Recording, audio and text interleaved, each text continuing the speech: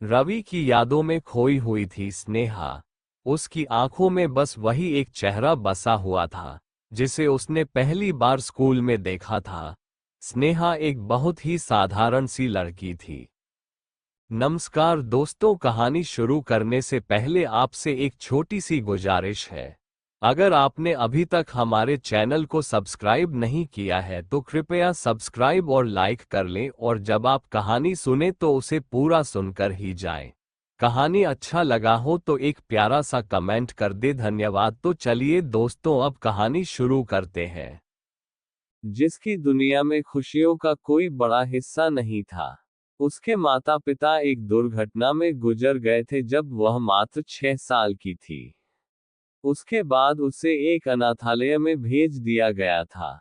वहां से एक दंपत्ति, जो बच्चों को बहुत प्यार करते थे, ने उसे गोद लिया।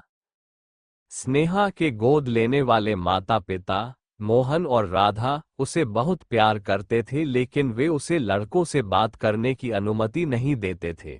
उनका मानना था कि लड़कियों को लड़कों से दूर रहना चाहिए ताकि वे अपनी पढ़ाई पर ध्यान केंद्रित कर सकें और अपने भविष्य को संवार सकें। स्नेहा ने भी अपने माता पिता की बात मान ली और कभी किसी लड़के से दोस्ती नहीं की। लेकिन दिल के किसी कोने में एक छोटी सी जगह थी जो प्यार की चाहत से भरी हुई थी।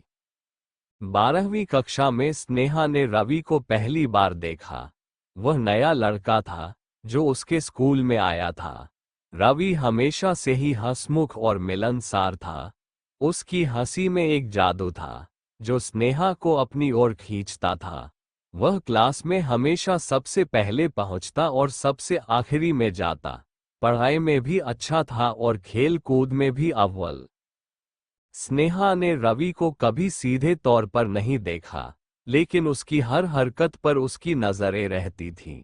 जब भी रवि किसी सवाल का जवाब देता, स्नेहा के चेहरे पर अनजाने ही मुस्कान आ जाती। लेकिन उसने कभी अपनी भावनाओं को जाहिर नहीं किया। वह जानती थी कि उसके माता पिता इसे कभी मंजूर नहीं करेंगे।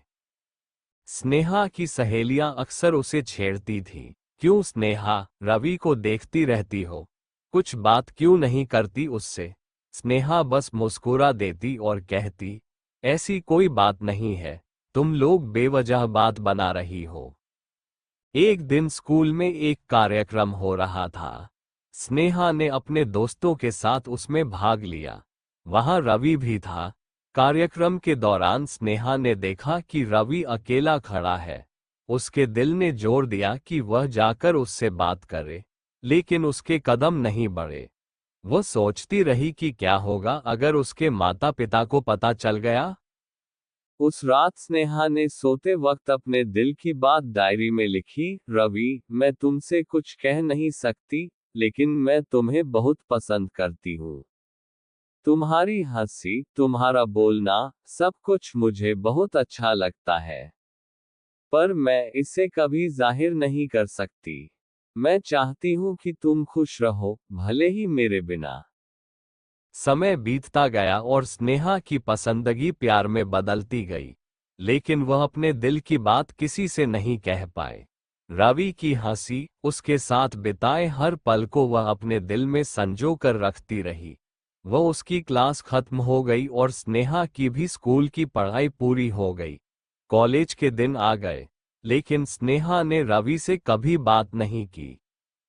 कॉलेज में भी स्नेहा ने अपनी पढ़ाई में ध्यान लगाया और रवि की यादों में खोई रही। एक दिन कॉलेज के वार्षिक उत्सव में स्नेहा ने रवि को देखा। वह भी उसी कॉलेज में था। स्नेहा का दिल धड़कने लगा, लेकिन उसने अपने आप को संभाला। उसने तय कर लिया कि वह अपनी भावनाओं को एक बार फिर दबाए रखेगी। उस उत्सव के दौरान एक नाटक का आयोजन हुआ जिसमें स्नेहा ने भी भाग लिया।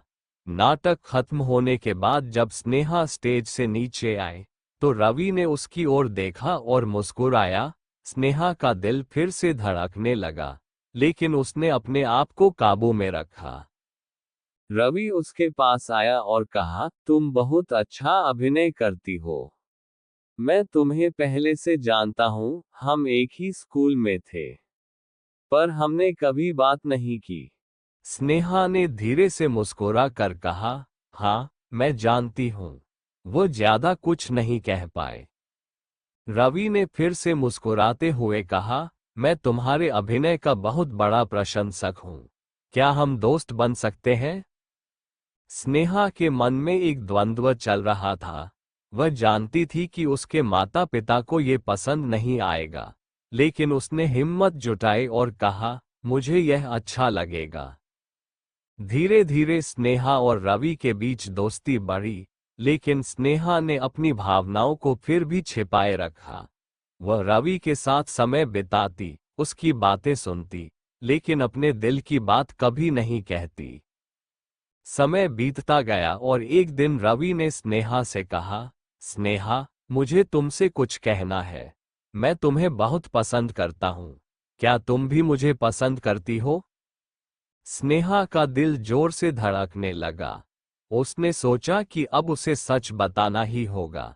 उसने कहा, रवि, मैं भी तुम्हें बहुत पसंद करती हूँ, लेकिन मेरे माता पिता इसे कभी मंजूर नहीं करेंगे। रवि ने स्नेहा का हाथ पकड़ा और कहा, हम एक दूसरे को पसंद करते हैं, यही सबसे बड़ी बात है। हमें अपने प्यार के लिए लड़ना होगा। स्नेहा ने हिम्मत जुटाई और कहा, हाँ रवि, मैं तुम्हारे साथ हूँ। इस तरह स्नेहा ने अपने प्यार को अपनाया और अपने माता पिता से बात की। पहले तो वे नाराज हुए, लेकिन धीरे धीरे उन्होंने स्नेहा की खुशी के लिए इस रिश्ते को मंजूर कर लिया। स्नेहा और रवि का प्यार जीत गया और उन्होंने मिलकर अपने जीवन की नई शुरुआत की। कहानी यहीं पर समाप्त होती है। कहानी सुनने के लिए बहुत बहुत धन्यवाद। आप लोगों को कहानी अच्छा लगा हो तो अनमोल ज्ञान हिंदी कहानी इस चैनल को लाइक और सब्सक्राइब करें। आप लोगों को दिल से धन्यवाद।